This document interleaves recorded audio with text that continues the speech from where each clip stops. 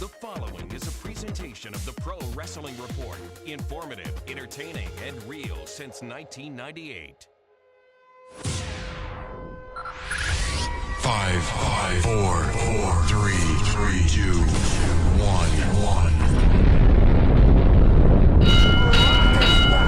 To scratch and major itch. So enjoy your fruity pebbles, you yabba dabba bitch. The God Almighty! They've killed him! And CM Punk, and I am the voice of the voiceless. Be the man! You gotta beat the man! Woo, woo, woo! You know it. I got okie doke by the Live from the Pro Wrestling Report studios in Milwaukee, Wisconsin. This is Monday Night Meltdown with your hosts, Damian Nelson and David Hero. I'm proud to say we're doing things the Vince McMahon way. That's the bottom line.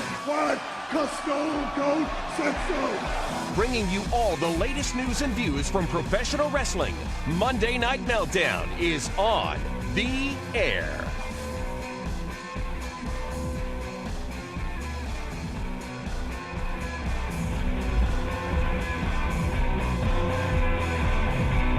Welcome, ladies and gentlemen, to the Pro Wrestling Report, and welcome to Monday Night Meltdown, here live on Blog Talk Radio, Monday night, February 13, 2012. Damian Nelson, along with David Octavius and Tiberius, the alleged backyard, one-time Divas Knockouts Hall of Fame ambulance driving hero. Welcome, David. Damian Nelson, can you believe that? That you drove an ambulance? That poor guy. Poor Zack Ryder. Oh my God, they killed Kenny again.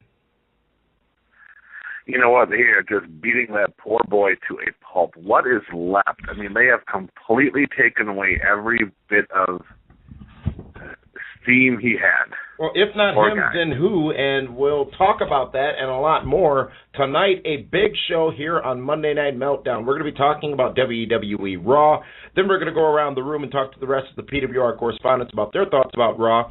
Big, huge news on the Pro Wrestling Report in Miami for WrestleMania 28. David Hero, the guest list is amazing for that big party we're throwing down part of WrestleMania on WrestleMania weekend.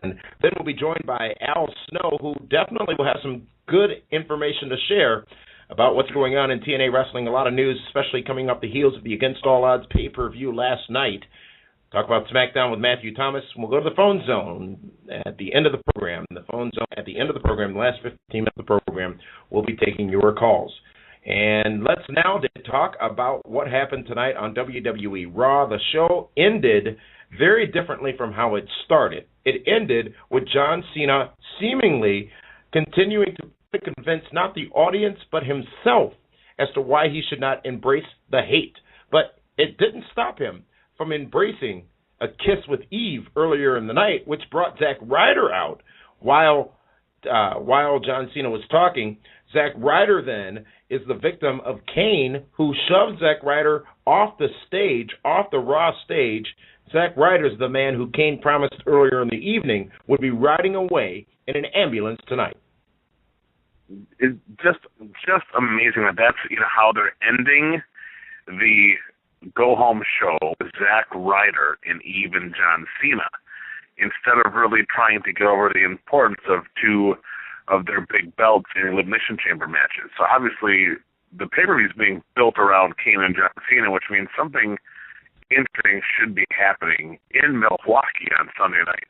You're saying that they're potentially trying to draw the attention away from the big Elimination Chamber matchups because of something big being planned? Well, it seems like, if you listen to what Kane said, that, this will be the last match you see John Cena in until WrestleMania. Could very well be. Why not have some intrigue as to who John Cena is going to be? They can't afford to keep him on TV for, a month and a half before WrestleMania with really nothing to do? Yeah. So, who knows? John Cena may be the guy that does take the ride in that ambulance. As we talked about this match, or this night on Raw, not ending anyhow the way it started with something that was very familiar to me because my guy, The Miz, was getting just as screwed as I was in the PWR debate this past Friday night. It was a debate of the Elimination Chamber participants on the Raw side of things, and if there was a standout in that debate, It was R-Truth, who said that if he won, it seemed like he thought he was running for office there, which, again, is easy to confuse yourself with, said that he was going to trade Vicky and Dolph Ziggler to SmackDown for Hornswoggle and a box of spiders. Jericho, during the entire time of the debate, still had those lights on that ridiculous jacket, which I thought was great as well, and then a jab to him from CM Punk about coming in 7th place on Dancing with the Stars, and then ultimately an attack after the end of the debate. It was a fun little segment, David Hero, but did it do what it needed to do to get people to order this Sunday's WWE pay-per-view Elimination Chamber? Well, I don't know, because, I mean, it just seemed like they copied what we did on Primetime this past week. So, I mean, the shock and awe of a debate kind of gone, but no, I don't think so, because they invested a lot into the debate, then into the singles matches, that really left a big difference as to who had momentum going and who didn't. I mean, when The Miz taps out right before the Elimination Chamber main event. He didn't tap out. Come on. Why are you come on, we have integrity here. Why would you lie about something like that? Listen. I know that's your boy, and I'm sorry that things have gone that way for him. But, boy, talk about a guy who had no fire in his match tonight, obviously in the doghouse about something. But who knows? I mean, the Miz could walk away the champion, Sunday in Milwaukee. But I don't know. For me, watching it casually, not as intensely, as maybe I should have tonight, I just didn't seem the urgency to want to order the pay-per-view. It did not feel like a go-home show going into the pay-per-view, but what is good is the solid focus on WrestleMania. And that solid focus on WrestleMania definitely focused on the drama between Triple H and The Undertaker.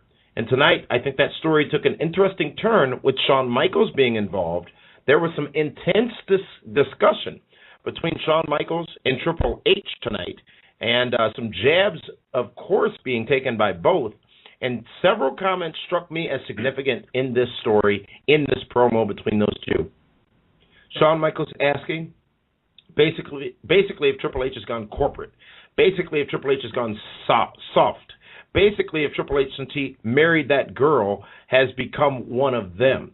Now, let's not forget that it was not only Shawn Michaels but Triple H who back in the day were many times in the doghouse in WWE, and that it was because of Shawn Michaels' antics that most of the time Triple H was in the doghouse in WWE getting the punishment, including his warm-up match during the free-for-all against Aldo Montoya in 1996 here at Milwaukee's King of the Ring in the Mecca Arena after the Madison Square Garden incident, the send-off, if you will.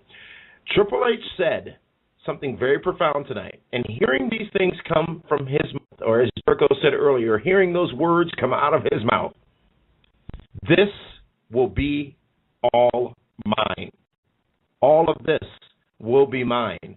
Referencing WWE, referencing the fact that he is the heir apparent, I thought that was very fascinating to hear out of Triple H's mouth, in addition to him saying, we represent the end of an era.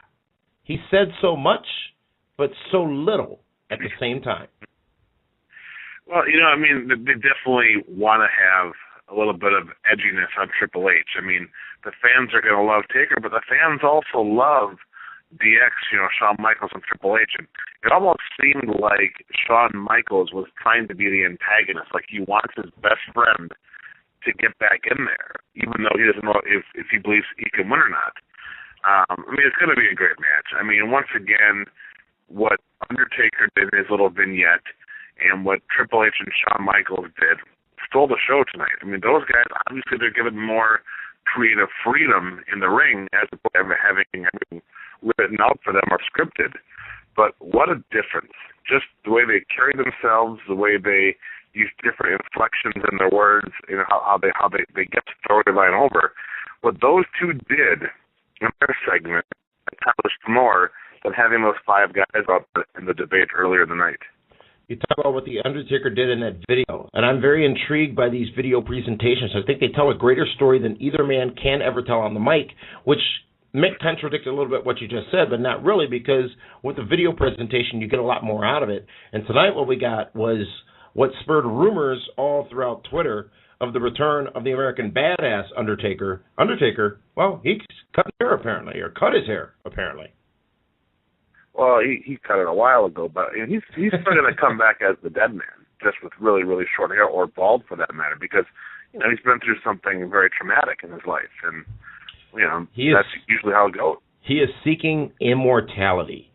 And what I took from that, David... Is that what you do? Is that what you shave your dome for immortality? I'm still seeking it. I haven't been successful yet, but here's what I took from that. This will be The Undertaker's last match come this year at WrestleMania.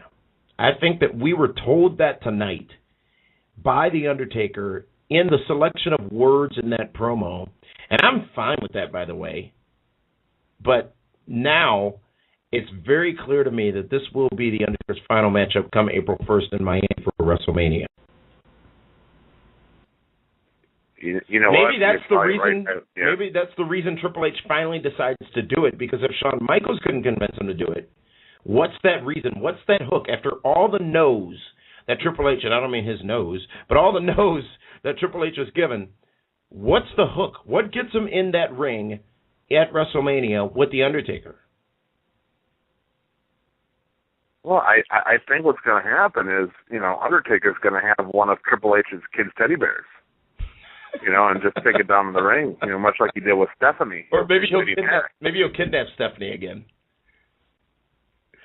We want to welcome all of you who are joining us here in the Blog Talk Radio chat room. A couple of comments. One from RKO Taker says, Undertaker is a brand, the only one left, which is along the lines of what Triple H said tonight on Raw. Jorge O, username, saying Triple H and HBK had a good promo tonight. Felt like a shoot in a way. And a couple of comments about The Miz that you brought up earlier, David Hero.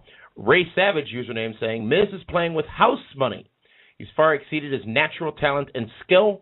I guess they are realizing how truly annoying he is. And one person who became very public and was outspoken with his dislike for The Miz was your guy, your number one, Alberto Del Rio. And why are you surprised about that? I mean, a guy that's rich, handsome, and powerful doesn't care for The Miz. Well, he's not really rich, handsome, and powerful.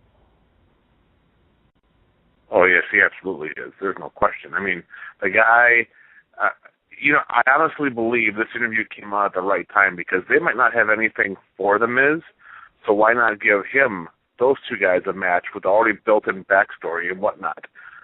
I think that, The Miz and ADR will be a match for Mania now.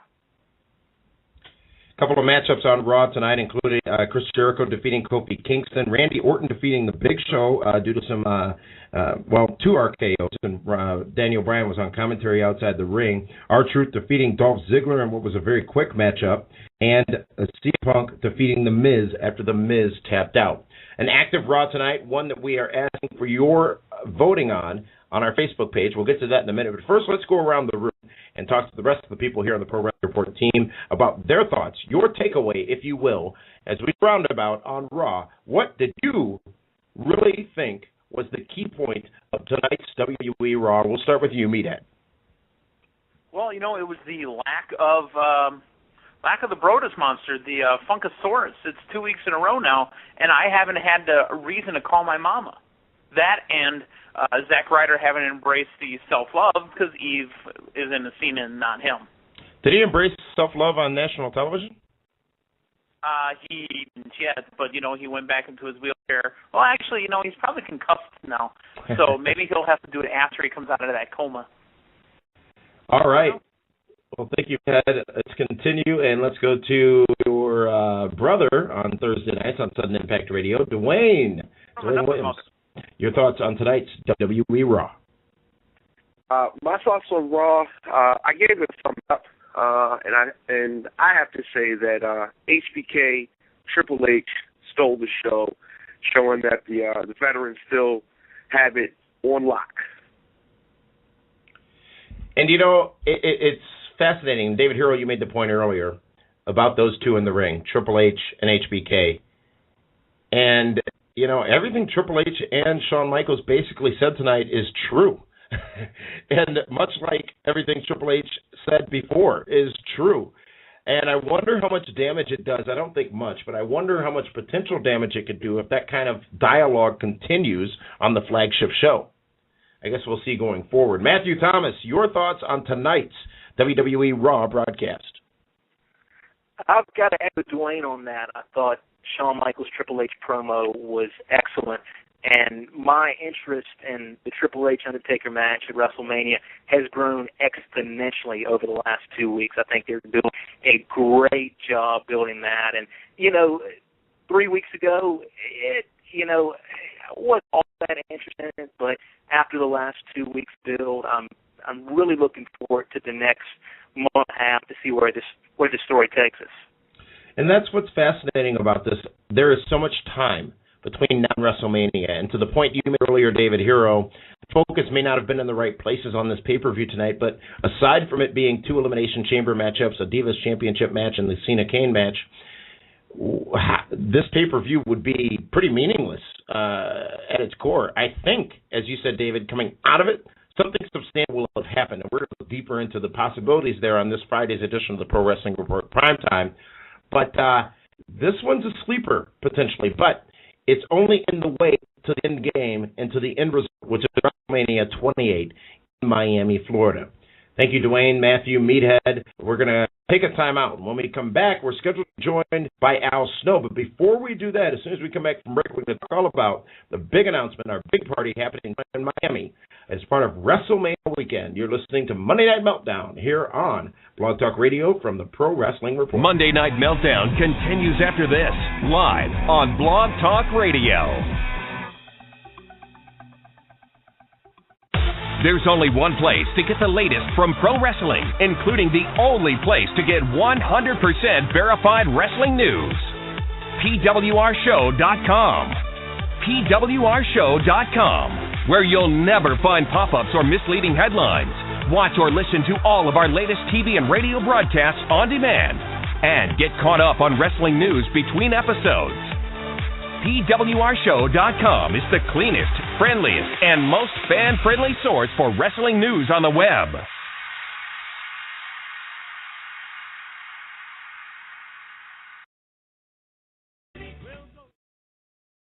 Covering pro wrestling like no other, this is Monday Night Meltdown live on Blog Talk Radio.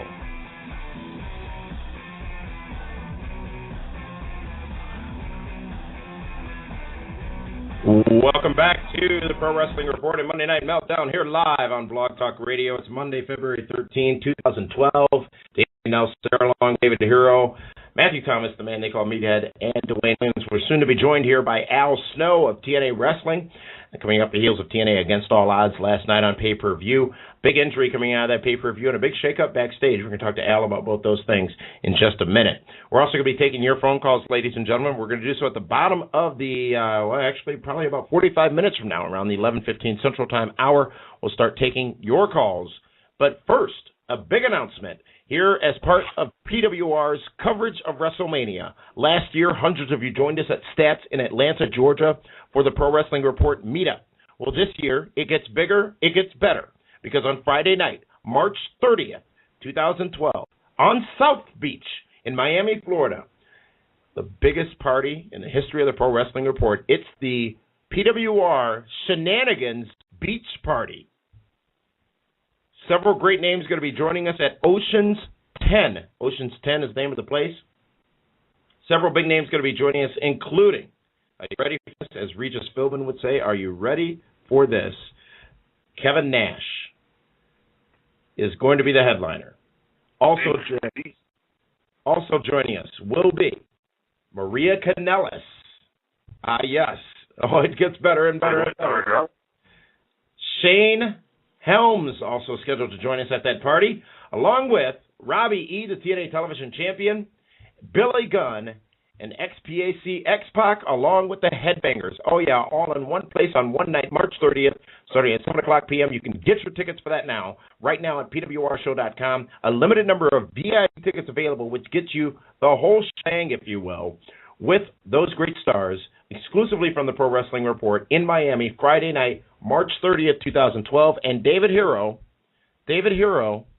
you will not have access to any of the Pro Wrestling Report American Express cards on that night.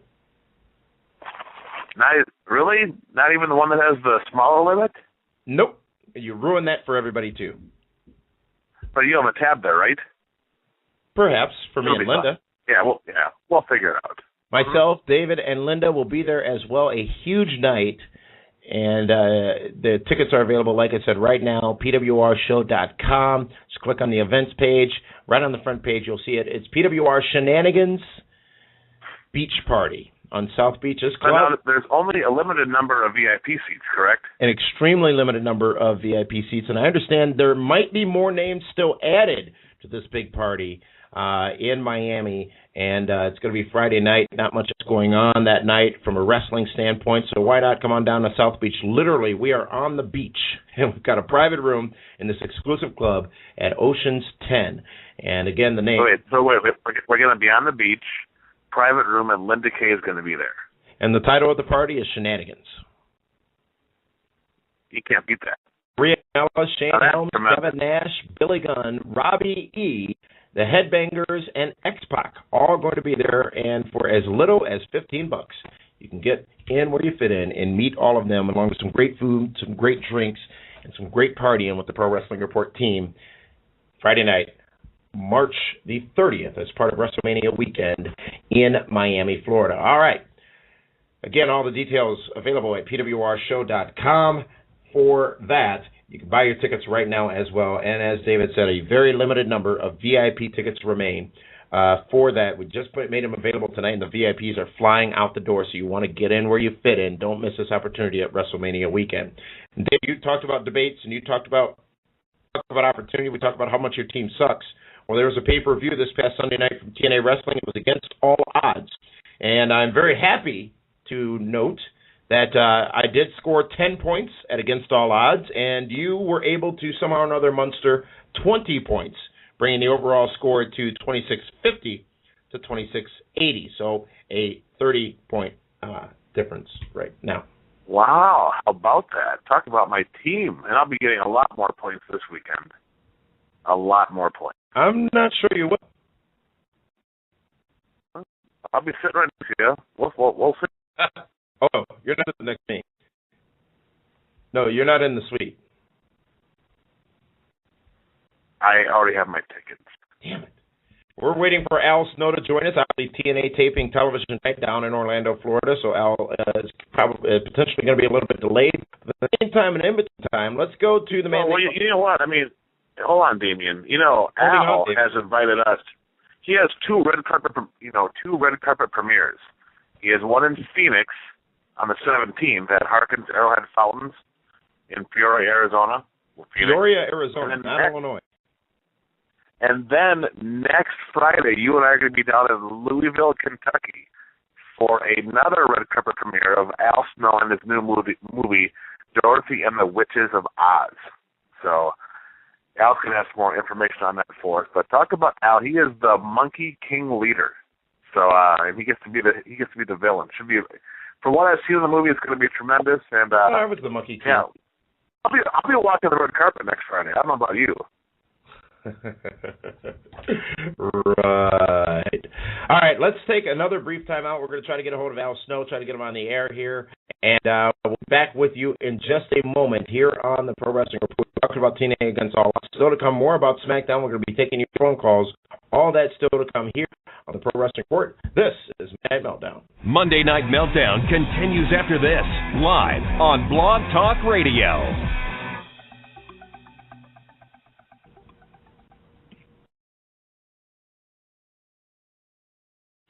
There's only one place to get the latest from pro wrestling, including the only place to get 100% verified wrestling news.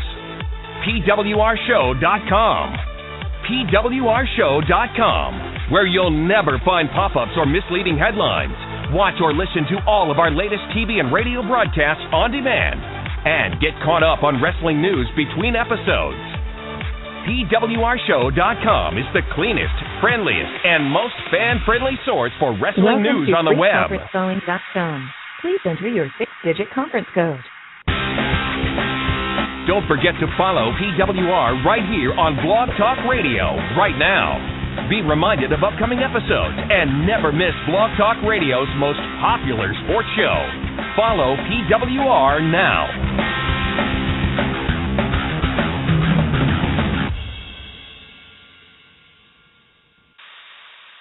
Covering pro wrestling like no other, this is Monday Night Meltdown live on Blog Talk Radio. Welcome back to PWR Monday Night Meltdown here on Blog Talk Radio. Davey Elston coming to you, along with David Hero, the man they call Meathead, Dwayne Williams, and Matthew Thomas. And wow, well, that was a fun break. But then as in May, we're just waiting for Al Snow to join us. David, have you heard from Al?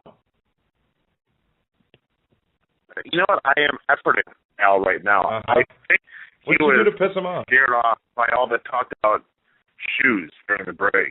So, shoes? I'm not familiar with what you speak. But anyways, let's throw it over now to Meathead and Dwayne. Meathead, Dwayne, share with us the results of last night's TNA Against All Odds on pay-per-view. Well, you know, it was a pretty solidly booked pay-per-view. Now, Dwayne will chime in just a second. With the exception of the bigger injury to Jesse Sorensen, I didn't think there was much coming out of it, except for, and we'll talk about this right now, the new TNA Tag Team Champions, Samoa Joe and Magnus. Dwayne. Absolutely. You know, become a bigger fan this week. Samoa Joe's just been a rut, and I think it's just some life to him. So yeah, I'm actually excited about this team. Yeah, I know it actually gives Mojo something to do. Mojo really didn't have much going. I mean, we talked about this on Impact last week. What was he, kidnapped by Taz, or brought into the main event Mafia? Off. He really, I mean, he was just getting buried after buried after buried. What's he do in the back? There was a time where Samoa Joe was the TNA Heavyweight Champion and headline Bound for Glory with Stinger. It seems like so long ago, but I don't know if he's getting back to that level, but he's doing pretty good right now. Here's the problem, all right, because you guys glazed over this, and I want to make sure this is very clear. Crimson got screwed. So what? Crimson is endorsed. He got screwed. As far as those little teams go back and forth, not that it's not fun and it's entertaining to do, but Crimson may have got screwed. He may have got screwed by Matt Morgan. There'll be something now because the two of them can wrestle each other. It's been said back and forth that Crimson and Matt Morgan they were afraid to face each other. So now you know what? You're not the champs anymore. You had to wrestle each other until you turn blue. That is, until Crimson loses and that fake winning streak that he had, comes back into play and he gets taken. What was fake about it? When was the last time he had a singles match? Doesn't matter. We learned from Mike Tenay during the pay-per-view that it did not apply to tag team matchups. Speaking of Mike Tenay, somebody was noticeably absent from the booth. Taz. No Taz this week. His brother-in-law, I believe, passing away, so obviously our condolences go out to him. But Jerry Borash coming in as a suitable replacement, and it's been a while. Actually, I think Taz had suffered another loss in the family a couple of months back where we had to see JB step in as well in Taz. But, a refreshing sound to hear Jeremy Borash last night on the pay-per-view. Yeah, it sounded invigorated, too. Yeah. And, it kind of helps because it takes Jeremy Borash away from being one of the two ring announcers they have. And didn't they do that? Was it the first Impact from London or the second one where they had Christy Hemme announce something and Jeremy Borash both announce in the same match? I mean, it just seemed like kind of a cluster. It seemed like a cluster. But anyways, Zema Ion did defeat Sorensen by count-out because of the horrific injury that he suffered. And I know that everybody's now read on the internet what kind of injury he's had, and we'll talk to Alan a little bit about it. But, wishing Jesse Sorensen a quick recovery. But sometimes wrestling, as hard as it gets pounded on for being, quote-unquote fake, that's not fake. And our guy's down, and he's hurt hard.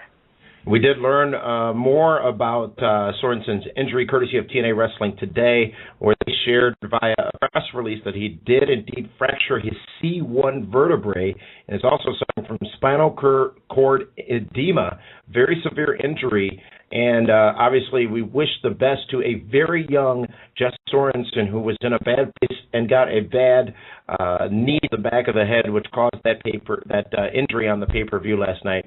Definitely a scary moment for all as he was carried out on a stretcher just today, regaining feeling in the lower extremities of his body, so not able to completely move as good as he should be. This is scary, and hopefully Jesse's going to recover from this very, very serious injury. Well, that's also a good step, too, that Jesse did get some feeling back today. It may have taken him, almost 4 hours, but feeling is a big step, and when it comes to those type of injuries. Also, the World Television Championship was on the line. Robbie E. defeating Shannon Moore, who we haven't seen in a little while, via pinfall. So Robbie E., Dave Hero, your guy, television champ, back on TV and back on pay-per-view. Finally. I mean, how can you have TNA Impact Wrestling TV and not have your TV champion? Only took, a month to get back on television again? There's some questions you don't want to ask because you're not going to want to hear the answers. Just keep that in mind. The knockouts also, Gail Kim defeating Tara via pinfall. The X Division title was on the line as well. Abel, talked about him on Sudden Impact, especially his reception that he got overseas. Austin Aries, amazing talent. I did think Alex Shelley was going to get the win, but I thought he looked real good. Absolutely. When he eventually turns face, it'll really be a big boost. But I think they need to keep this title on him for a while. Sure, and kind of doing with Daniel Bryan on SmackDown. But yeah, just let him keep doing it. Let him run his mouth. Let him be that cocky, brash champion who, he owns the division, right? Kurt Angle will come in at some point and wrestle again, say, hey, you beat down my partner, and it's got to go over again. Saban's been out for a long while too. Has been the victory over AJ Styles. Styles came hot, and, Dave West shenanigans causing AJ the victory over Kaz. Kaz getting the victory. And the most painful moment of the night, not only does he get 2 to 3 segments on television, now he gets a pay-per-view match with Gunner, and Gunner does win, but just Hogan interference, Eric Bischoff interference. When are we going to have the Bischoff versus Hogan match on pay-per-view? Just cringe all you want, it's coming. David Hero, I've got to ask you this to that point. David, there was a time in TNA where Garrett Bischoff would have won this match. I think the fact that he lost the match to Gunner is really actually sort of helping Gunner through this whole thing. I don't see how anybody can be helped by this. The light or the dark at the end of the tunnel is there's going to probably be a Bischoff versus Bischoff match. Oh, even worse. So they're going to drag it out a couple pay-per-views. Nothing can be worse than Charmel. You know what? There will be one winner in this whole thing, and that's going to be Gunner, because Gunner is a pretty talented guy, and if he takes care of Bischoff's son, that he's going to be rewarded down the line. He's being a team player. He's doing the stuff that a lot of guys would never want to do, and he's doing it with a smile on his face, being the good soldier. And actually, he had some good segments and matches with a kid that really has had no ring time. Right, and it's funny you say that. That's true. As I think about Eric Watts 2012, having 2 to 3 segments on TV a week, Gunner is the folly for Garrett Bischoff. You're right. He's not. You have to kind of eat dirt before you can get up, eat caviar, I guess. And finally, the main event, Bobby Roode, Jeff Hardy, James Storm, and Bully Ray. Bobby Roode sneaks out of it again, kind of like keeping the belt on Austin Aries. You got to keep that belt around Bobby Roode. I think that it just increases the legitimacy of the TNA Heavyweight Championship and really makes it a strong belt right now. It reminds me, they're booking Daniel Bryan Danielson and Bobby Roode pretty similar. Cowardly champions that keep scooting out with the belt every week. Yeah, you don't have to do that with Bobby Roode, but it's still working. They have to do. They have to establish Bobby Roode as a cowardly heel because everyone is a great wrestler, and you can't have a great wrestler be a heel, be all the top baby faces clean. So give him that Ric Flair thing where cheat to win. Yeah, I think so. Dwayne? I agree 100%. Question, David. Yeah. Who's worse, David Flair, Garrett Bischoff? You know what? I would say David Flair, and here's why. Because can we throw Sam Watson there? Eric Watson? David Flair, he had to fill the shoes of his father in the ring. So no matter how good he was still going to be terrible. Whereas with Garrett Bischoff, I mean, he just has to, as long as he doesn't show up in the ring wearing his Taekwondo outfit, he'll be just fine. No, David Flair, though, did have a belt. He was Well, you don't know, but David Flair also had Stacy Keibler, so maybe you get some more points that way. Yes, and he had another wrestler, Devin Storm, otherwise known as Crowbar, who was able to work along with him as a tag team. I think David Flair is out wrestling Garrett Bischoff right now. Yeah, I think David Flair right now would have been the better of the two. Who knows? Eric Watts 2012 might get a shot. You don't know. Time can tell. Well, Damon was Against the Odds, the Vegas theme pay-per-view, far more like Florida. And I think being pouting again. What am I? I'm fine. Are you rewatching that video of the debate from Saturday again? I mean, just get over it. There's nothing you could have said or done differently. A good candidate studies his competition. I'm studying for our next debate, whenever that might be. Fine enough. Damian, if you don't mind, I'm also going to break this. We talked about it a little bit last week. You can't break any news. You don't know anything about news. Linda's the news girl. I know Linda. I know her. I've met her. She's a nice lady. But you know her or you know her? Well, I don't know her, David Hero. I'm a married man. Okay. But Sudden Impact will Does that mean you can't know any other women? For all of those that have been asking, why is the show so short? Why is this, show so short? Well, wait. So women are asking you why your show is so short? Are you serious? Bro. Still married. Anytime you want to debate why I'm married while you're out on the outside.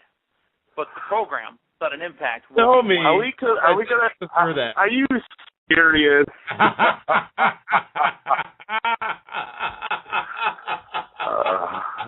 Some people just get smarter. That's all.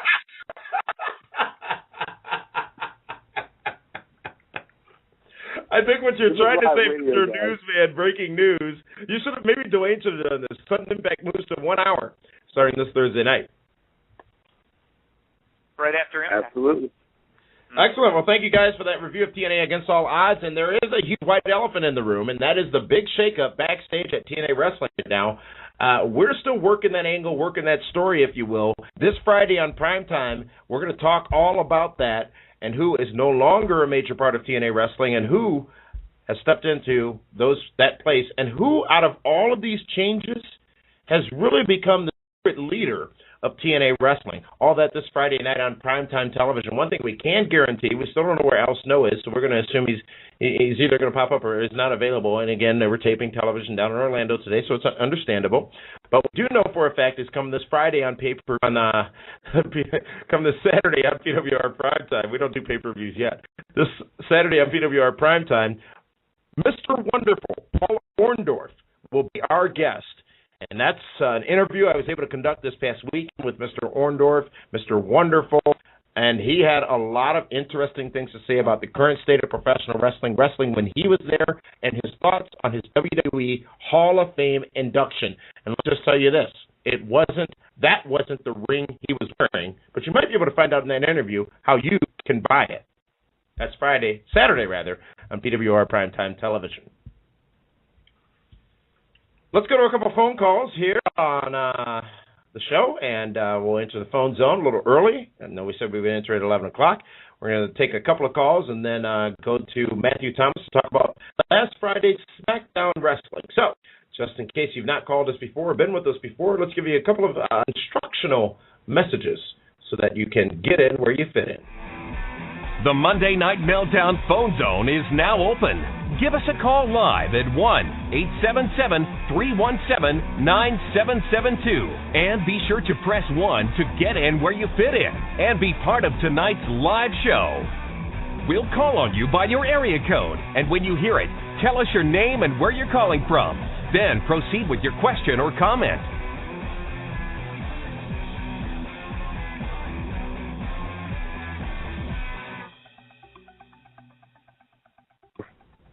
All right, let's go to our first caller who is calling us from the 563 area code. Caller from the 563, you're live. What's your name and where are you calling from? Hey guys, this is Trina from Davenport. Hello, Trina from Davenport. How's my favorite Valentine's doing? I'm doing great, Trina. It's good to talk to you. Well, I want to speak about the whole Triple H Undertaker thing. I think they're going the wrong direction. If they're trying to push Cena as a heel, I think they should put Undertaker on the back burner because you guys got to admit, Rock and Cena, that's already big enough. WrestleMania's over. I would tend to agree. I mean, everything else is secondary to Rock Cena, but the more the merrier in WWE world because that could equal that many more buys and that much more business for WrestleMania. Yeah, but here's my thing, though. If they're making Cena heel, have him beat Rock like, yes, I beat The Rock, and you guys didn't believe me, what have you, and then have him go against Undertaker and have him and Taker's streak. That will give him more heel heat. Like, I think way beyond when Hogan turned heel. That's my opinion. If they want Cena to become a true heel that people just want to hate, have them beat the two biggest icons in the business and just rub it in people's faces. That's what I believe. Well, Trina, thank you very much for that call, Davenport. And, I guess that's what's good. It's the intrigue and the unknown surrounding all of the different very major stories going on in WWE right now and what exactly WrestleMania is going to shape up to be. Come this Sunday on pay-per-view, the Elimination Chamber, I think a lot of it's going to really become obvious as to what the solid direction of WrestleMania is going to be. And thank you very much, Trina, for that call. And as we said, we're scheduled to be joined by Al Snow. And it looks like Al is joining us now. Al Snow, thank you very much for joining us. We know a busy night for you down in Orlando, Florida tonight. So we appreciate the time that you're taking out of your schedule to share with us on what hopefully was a tremendous evening in the Impact Zone. Absolutely tremendous. And thank you guys so much for having me on the show. I know how terrific the show is and how many people listen to you, and I really... Well, they listen to me, not Damien. Exactly. And who listens to me? I mean, come on. Nobody in their right mind listens to Damien, and come on. There's the whole reason for HS. I mean, David here... There it is. Spoken. Enough about him, Al. We're here to talk about you and the big movie debut, the red carpet premieres. David Hero gave us a little hint earlier, but you've got big red carpet premieres in both Phoenix and Louisville coming up, and David and I are actually going to be coming down to Louisville to be part of that. But tell us a little bit about the movie. I cannot wait. I cannot wait to see you guys. I am very excited, both for the movie premiere and for you and David to come down and let's have a good time in Louisville, Kentucky. Shenanigans, yeah. Tell us a little bit about the movie. Well, I got a great opportunity to be involved with a wonderful project called Dorothy and the Witches of Oz. It is basically a sequel, kind of an updated sequel to The Wizard of Oz, which was really an eternal classic. Produced by MGM years ago. I mean, everybody knows of, The Wizard of Oz. And the premise is that Bernie, now an adult, has come back from Oz to the real world, is a storybook writer, has forgotten that she has spent time in Oz, and Wick has pursued her to the real world because she's the key key to the Book of Mineiro, which a lot of, in this movie, a lot of characters, a lot of subject matter and things are actually derived from the actual Frank L. Baum and other authors' literature of Oz. It's kind of a little more truer to the real wizard or real Oz that Frank L. Baum and the fellow authors wrote for many years, and it's a great family movie, PG rated, and anybody that, of course, enjoys The Wizard of Oz, I think will enjoy this. It's going to become, I'm certain, a family classic for years to come. And I'm not saying that because I'm in the movie. It's just, it has a certain charm to it with the characters and things like that.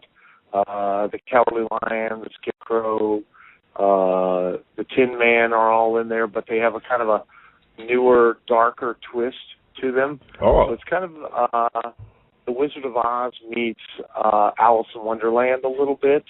The Tin Man is almost looks more like Iron Man in a sense. Does he have an emblem? More robotic.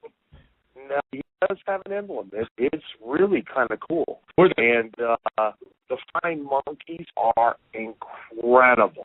And, the Cowardly Lion, like the Barry Radcliffe, the lovely and the Barry Radcliffe. The master of the water cooler cup. Was there a tribute in this Dorothy and the Witches of Oz to the Wiz? Not the Miz, the Wiz. What'd you say? Was there a tribute in this movie to the Wiz? Ease on down the road. No, there were.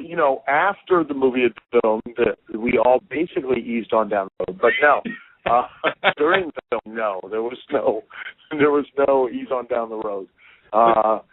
But it's an amazing film, and they're doing something unprecedented in the world of movie making. That is that typically, unless you're one of the major production companies like Warner Brothers and Paramount, or one of the major studios, you have to go through a distribution company, a mass marketer, etc. They are literally going right from the production company straight to the movie theaters and trying to create like an event type atmosphere to make everybody aware of the movie and then try to get them to come out and watch it. So very smart. Dorothy and the Witches of Oz. Again, big red carpet debuts in Phoenix and Louisville. And where can we find more information about where people all over the world or in the States here can see that movie in their city? Well, you can go to appletrailers.com. Dorothy and the Witches of Oz is now the 5th most viewed trailer in the world. Appletrailers.com, or you can go to YouTube. They also have a Dorothy and the Witches of Oz behind the scenes video that you can view. So give you a good overview. It's a very Christopher Lloyd is the wizard starring in the movie. Lance Henriksen, Sean Astin, Billy Boyd from Lord of the Rings fame. I can't remember her name. She was the girlfriend for Ferris Bueller in Ferris Bueller's Day Off. She's one of the witches. Eliza Swanton makes an incredible Wicked Witch. And the thing is about the witches, like, they're hot. Like, they are, like, when Eliza Swenson's not, like, in full Wicked Witch mode, oh, my God. She is, like, really, really hot. And then, she gets all uglied up as the witch. But, man, I dare, like, some old women to have that kind of magic. I would stay for that. That is... I'd give every one of them a magic wand. Dorothy and the Witches of Oz. You go to appletrailers.com to see the trailer for that movie. Al, obviously, big things going on in TNA coming off the heels of TNA Against All Odds last night on pay-per-view. I know TNA sent out a press release earlier, but is there any additional information regarding the condition of Jesse Sorensen, who suffered that nasty injury last night on the pay-per-view? He didn't. He, as far as I know, the prognosis is very, very positive right now. I don't know exactly the extent, but I know that it was a very dramatic and could have been life-threatening injury. Mm-hmm. And I'm not exaggerating when I say that. Yeah. And but the prognosis is, I mean, it's honest to God, it's got to be really a miracle, just an absolute miracle. We did hear from TNA earlier today. I don't know if you saw the press release, Al, but it was a fractured C1 vertebrae along with spinal cord edema. Again, a very severe injury. And just so that everybody understands, the C1 fracture is what they call the hangman's fracture. That is where normally 99.9% of the time when you have a C1 fracture, it severs not only your spinal cord but your respiratory system and your brain. Wow. You basically die within minutes of having that fracture. Wow. So really lucky. C1 and C2, normally when that fracture occurs, and I'm not exaggerating, 99.9% of the time, you die. Mm-hmm. And I believe the last prognosis is they're expecting to make a full recovery. That's excellent to hear. It truly is. Nothing short of an absolute miracle. Oh, well, we would definitely wish Jesse the best of luck. It was a scary moment on that pay-per-view last night against All Odds, and again, a very severe injury, but it could have been a lot worse, but thank God it was not. And, you know, Al, a lot of rumors and reports going on out there about things happening behind the ring, I guess you can say, in TNA wrestling. I understand that you will be selective in your words, but there's been lots of reports about a creative shakeup in TNA wrestling. Care to make any comments about any of those rumors flying around out there? The only comment I would care to make is that I honestly know as much as the rest of you. Well, I don't know if you heard the latest rumor I read was that I think Dusty Rhodes replaced Vince Russo, who then replaced you, and then Dutch Mantell came back. He replaced you, and then Lagana replaced Dixie Carter, and then Mark Madden replaced Eric Bischoff. I think that's the last thing I read. Well, we're coming up on April, so I imagine the Easter Bunny's going to be hopping in soon. Well, I heard that Cousin Jack was now in charge of creative. Oh, yeah, man of mystery, Average Joe, Cousin Jack. And you'll do it for $100 a week. Yeah, of course. If you want to take things to a higher and newer limit, you'll always bring in Cousin Jack. JFK. Jack F. Toshik. Al, understanding and appreciating your position in TNA, we're going to leave that answer as it is. But, you know, good things are happening. Guess what? That's the honest answer. I love the fact that people that are not within the wrestling business nor within TNA seem to know more about the wrestling business and TNA than the person who actually works for the wrestling business and TNA. You all out there are amazing. I am astounded that you're not all millionaires because with your apparent psychic abilities, why you are not playing the stock market baffles me. I think he's talking about me, then. It's not me. Oh, I'm just worried about these people that speculate on the internet that apparently know more about this than I do. Well, you know, Al, if it's on the internet, it's true. It's got to be true, of course. I don't know. Al, if you're hot, just say you're hot. I mean, you know. Oh, I'm not hot. I mean, I read on the internet last night a quote from Abraham Lincoln that was just yesterday. He did celebrate a birthday this past weekend, so. And these are facts. If you don't believe it, check Wikipedia. Al Snow, always tremendous talking to you again. Dorothy and the Witches of Oz. It's an updated sequel to The Wizard of Oz. It's rated PG. February 17th, Harkins Cinemas in Phoenix, Arizona. February 17th, gala event. Huge premiere, and then again February 24th at Rave Cinemas in Stony Brook in Louisville, Kentucky, another huge gala red carpet event. to promote and to get the word out about Dorothy and Witches of Oz, and I am eternally in your debt, David Hero. Damien, I just simply have deigned to ignore you because of what we had to experience at the Lisa Lampanelli concert. For no other reason, that means I was simply sitting in your vicinity. I was attacked verbally. Well, she did. Well, I mean, but Bundy and Damien look like a cute couple, right? They do look adorable. I can't wait to see you next Friday. I mean, the love has just been amazing. Damien, I cannot wait to see you. And it makes me wonder, do Alzheimer's patients suffer deja vu? I don't know. On that note, be sure to follow Al Snow on Twitter. I believe it's The Real Al Snow. You get nice little... It is The Real Al Snow, which is as ridiculous a thing as possible, because who would want to be Al Snow but Al Snow? But there are those that do want to be me. I'm telling you people right now, if I were to want to be anybody, it would not be me. Well, Al Snow, again, we'll put all that information on our website. I'd be Neil Armstrong, for Christ's sake, the first man on the moon or something. Come on. We'll put all the info for that trailer on our website, PWRshow.com. Again, February 17th, Harkin Theater, Phoenix, Arizona. Dorothy and the Witches of Oz. Al, thank you so much for joining us, and we look forward to talking to you again soon right here on the Pro Wrestling Report.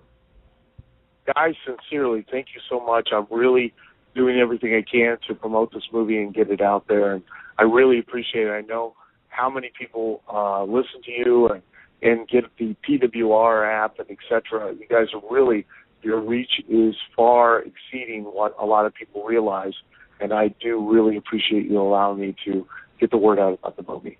Thank you so much. And Damien, regardless of how much I appreciate it, you're not going to hold this over my head. So, thank you once again, Al Snow. We're going to take a time out. We'll be right back here on the Pro Wrestling Report. Thank you, guys. Monday Night Meltdown continues after this, live on Blog Talk Radio.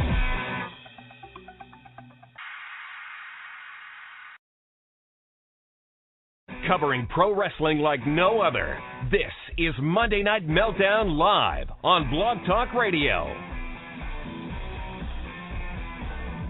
And welcome back. Pro Wrestling Report, Monday Night Meltdown here live on Blog Talk Radio. It's Monday, February 13, 2012. I want to thank our guest, Al Snow, for coming on, sharing information about that movie, and, of course, the very important information about Jesse Sorensen, where the prognosis is very good after that very scary injury last night.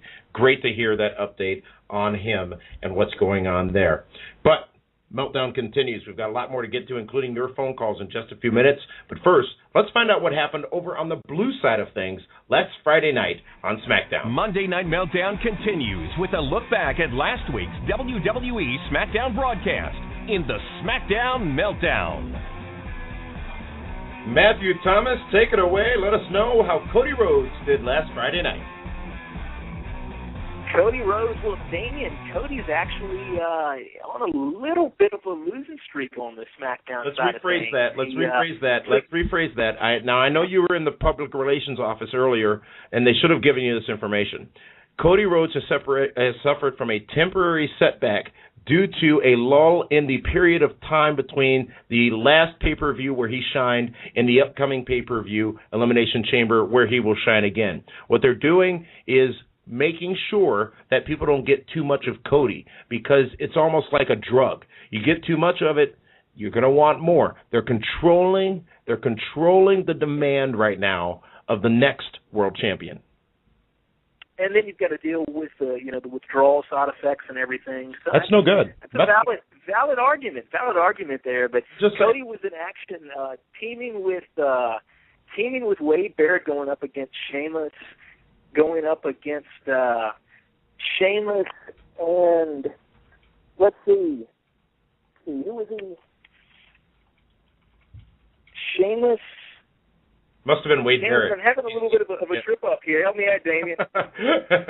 I don't remember yesterday, let alone SmackDown. Oh, man. Back to Cody Rhodes. And Sheamus and the Big Show, actually. There we go. Sheamus and the Big Show. And, Sheamus... He does for camouflage now, so I understand how you might have missed him. yeah, and basically just a match to hold us over until Elimination Chamber there. But I got to tell you, my big takeaway from Friday night and also really the last couple of weeks on SmackDown has been the emergence of a little different Daniel Bryan heel character. Now, I'll be the first one to say that I've not been overly entertained with Daniel Bryan as a heel up until this point, but over the last couple of weeks, we've had the emergence of this Daniel Bryan, the vegan role model. And I got to say, I'm absolutely loving every minute of it. Last week, we had a Daniel Bryan What's that? Are you vegan? No, I'm not. I actually consume a copious amount of protein. But well, that sounds weird. I want to pull that one back. Meat-based protein. So I'm very. That doesn't make it better. As long as we don't use that as any sound clips or anything there. So. Well, moving on there, we had Daniel Bryan last week where he cut a promo extolling the values of being a vegan, and this week, I was hoping it was not going to be just a one-off type of thing, and this week we got some more of it. He actually interrupted a backstage segment with Teddy Long and Oksana, finding out that apparently Teddy had a little barbecue, and according to Daniel Bryan, there was a lot of murdered animal flesh consumed.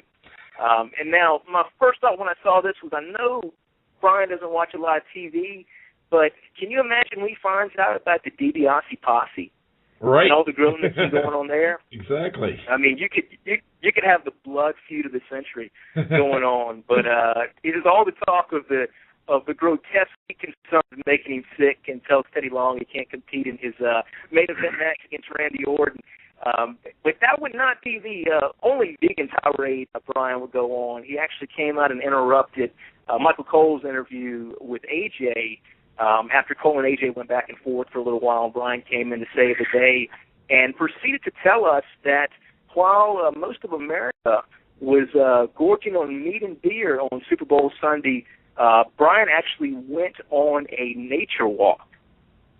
So I thought that was pretty impressive. He went on to explain that not only is he a vegan, he is in fact concerned with the Earth's future and does indeed recycle. So, with that. There's a school out there, Matthew, on in certain states that they think that global warming is a farce. Can you imagine that? I know it's been warmer out for me. Anyway, well, on the subject of global warming, too,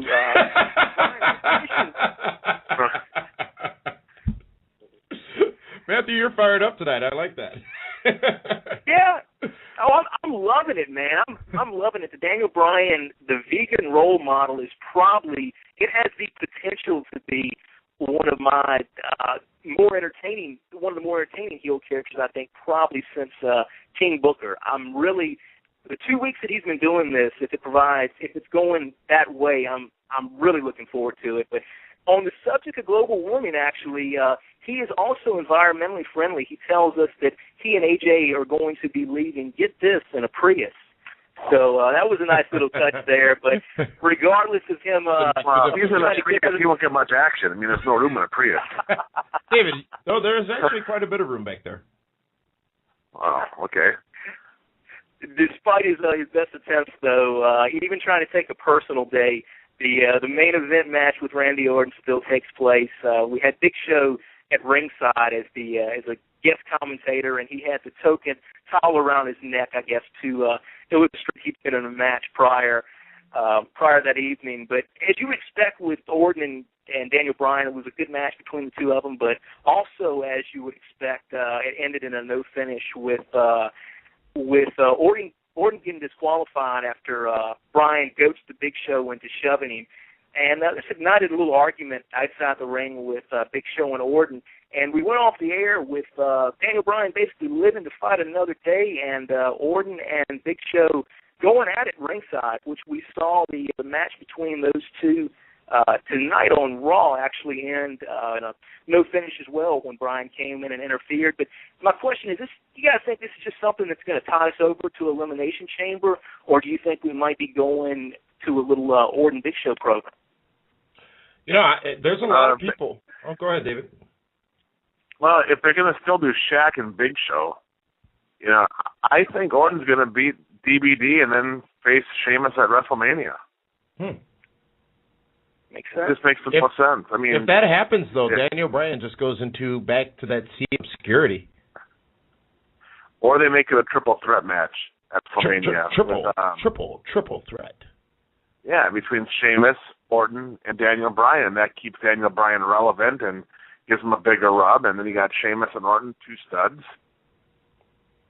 Excellent. Well, Matthew, we are just about out of time here for SmackDown. So, in summary, last week's show did a solid rating. People are tuning into it. Definitely the momentum on Sci-Fi continues. This Tuesday, SmackDown's going to be live from Rockford, Illinois.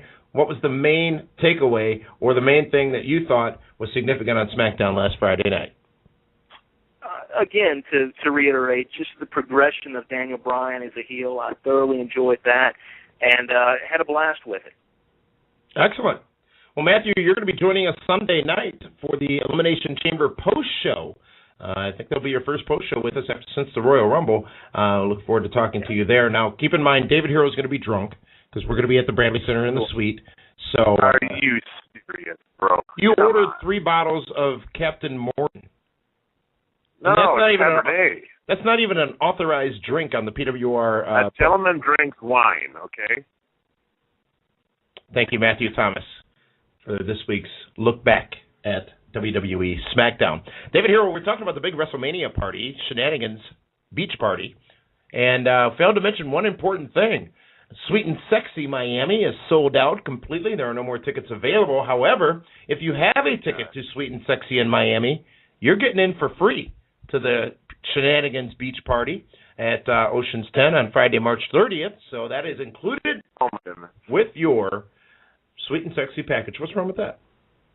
I think this Shenanigans party is going to break all previous PWR show party records. I mean, do you see the guest list? I mean, just the talent that's going to be there, and more people want to get on board and be a part of the Shenanigans party. We're running out of space. That's the problem. But yeah, and that's why those limited VIP tickets, you better get them quick because we only can get so many people jam-packed into that thing. And keep in mind what you get with the VIP is you're going to meet everybody guaranteed, and you get in an hour earlier than the general admission guests. So you want to go ahead. Meet and greets and photo ops and all the good, fun, ha-ha stuff. And you get to meet. Yeah, it's going to be fantastic.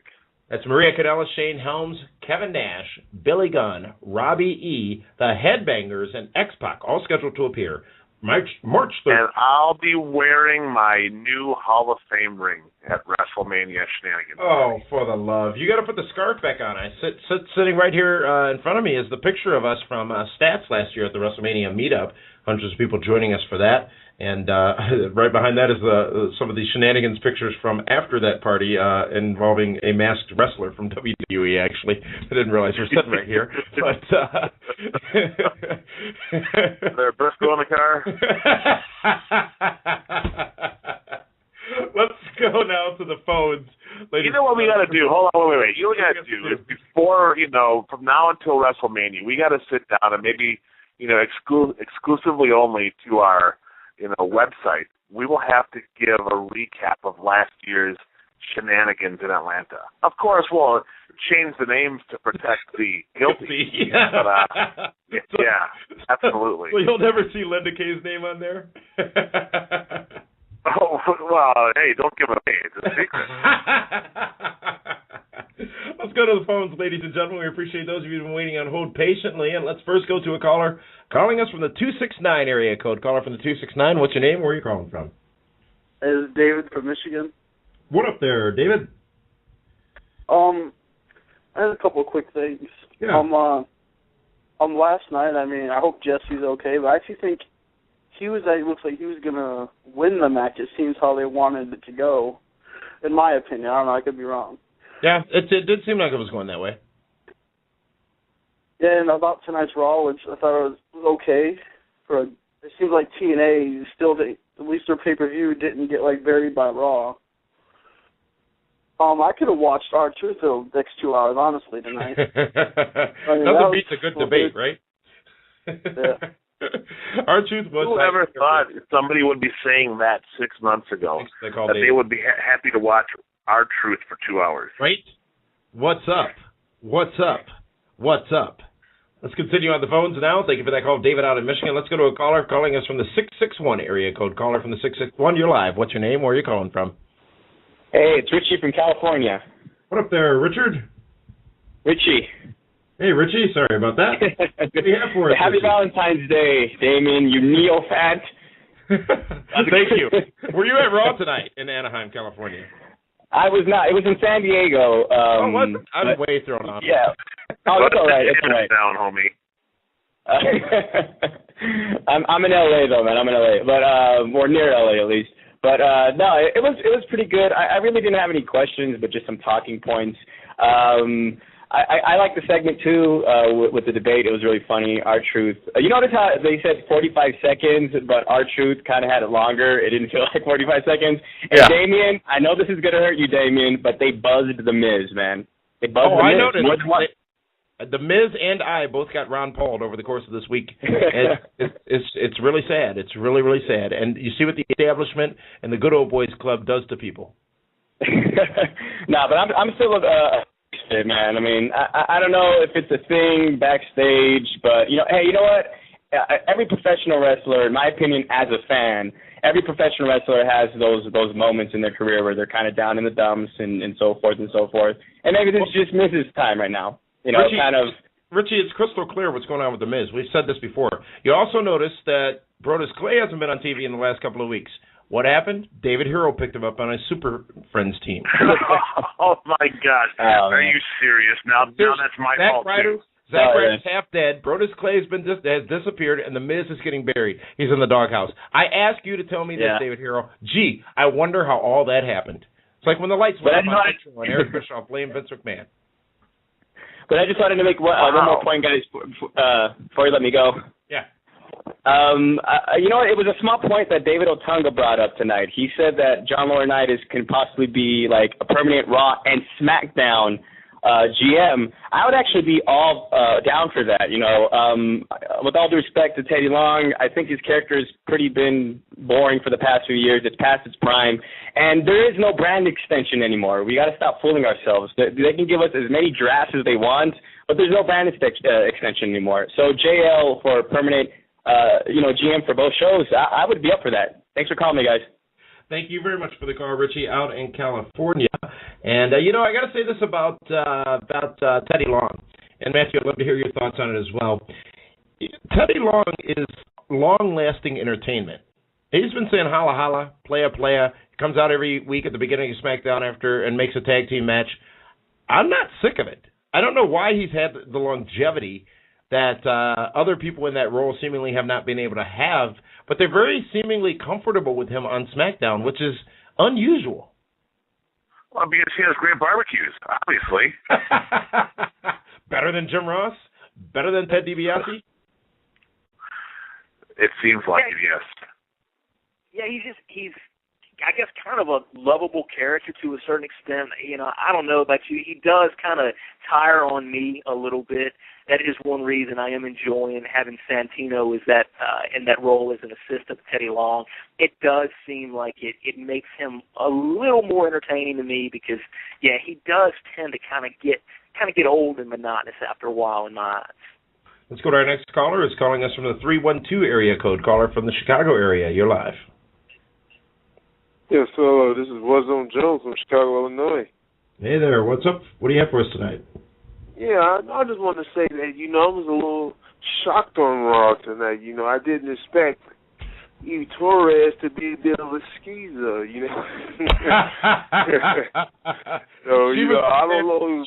She was getting in where she thought she fit in. That's what she was doing. Right, something like that, Although, Eve Torres and Zack Ryder, although they wasn't necessarily a couple, but, you they sort of was. You know, it seemed like they was heading in that direction. But, you know, I thought Raw was a pretty entertaining show. I thought that with the whole twist and everything of Steve Torres and Zack Ryder and, you know, all of a sudden, you know, Zack Ryder is against John Cena now. Do you think that quite possibly Zack Ryder might turn heel?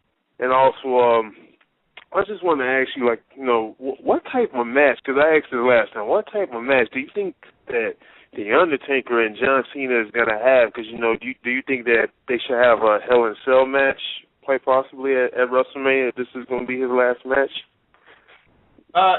Thanks for that call, and I think that, well, answer the first question. I'll give this one to you, David Hero. Zack Ryder, whether or not he might turn heel down the road. It definitely looks that way. I mean, come on. I mean, John Cena has ruined his push. He's taken his girl. He's lost his title, and so much stuff has gone wrong for Zack Ryder. He has no other choice but to embrace the hate. Now, would you be willing to relinquish him from your team? Maybe that would help. I mean, since you picked him, his career's been in the. He's just. I mean, my gosh. I mean, he's like Billy's Pretty Bird right now from Dumb and Dumber. Let's go to our next call. And that next call comes to us from the 407 area code. Caller from the 407, you're live. Welcome, Damian Nelson. Hello. What's your name? Where are you calling from? How are you guys today? Tremendous. David Hero, were you ready to talk? I'm always off at the talk. So what's going on, Bromico? You know, what's the? There was nothing there. We'll go back to that call later, but there was nothing there. Let's go to our next caller. Calling us from the 516 area code. Caller from the 516, you're live here on the PWR Monday Night Meltdown. Hey, what's up, guys? This is John from New York. Hello, John from New York. Hey, listen, I just want to point out a few things about the WrestleMania card. First of all, Taker, Triple H, I want to see that match as much as I want to see Sting Hogan. Wait. Are you being funny or being real? I am being funny. Okay. Yeah, exactly. I mean, I understand that no one can, you know, get up to that level just yet, and they have to do it by default. But no one wants to see that. I don't want to see that. That's where the money is, whatever. That's where you go. All right. As far as Cena and Rock goes, I think where the money is keep them both babyface. If they're going to turn Cena heel, do it after WrestleMania or at the end of WrestleMania, you know, kind of like a shocking moment. When Big Show missed the RKO tonight, I just went back to when Kofi Kingston missed the RKO like 3-4 years ago. I was just waiting for Randy Orton to go, stupid. Exactly. Yeah. And it wasn't the Big Show's fault, actually, if you look at it. He did what he was supposed to. Yeah, I don't know what happened. It was, I think, it was bizarre. But, I mean, they reset and went back and did another one just to, you know, get it nailed in there, and it was good to go from there. But thank you very much for that call, John, out in New York. We appreciate you being on hold and giving us a call. And take just 2 more phone calls here and try to get through them as quickly as possible as we are in overtime here on Monday Night Meltdown. Oh, my God. That's time and a half, bro.